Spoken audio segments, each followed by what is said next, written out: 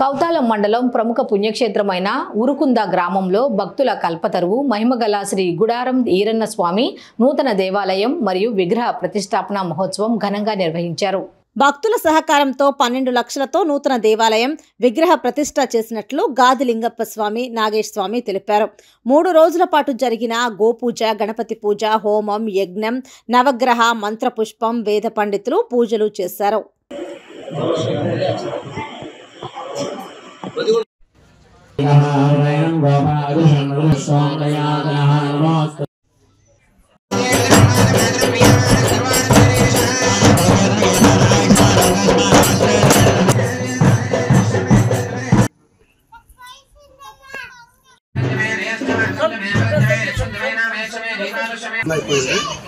ఇప్పుడు నూతనంగా గ్రామ ప్రతిష్ట ఈరోజు కావించబడింది. 3 రోజుల నుంచి జరుగుతుంది.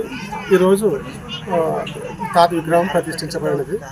తాత భక్తులకు కోరిక మేరకు వాళ్ళ సమస్యలను ఎన్నో పరిష్కరించారు. దానికి అనుగుణంగా ఈ చుట్టుపక్కల ప్రాంతంలో అందరూ తాత అంటే చాలా అభిమానంతో ఆయన జన్మకు అందరూ గొప్ప పాత్రలు కోరుతున్నారు. విగ్రహ ప్రతిష్టాపనకి వివిధ గ్రామ ప్రజలు పెద్దలందరూ వచ్చి పాల్గొని జయప్రదం చేసినందుకు చాలా సంతోషంగా ఉంది.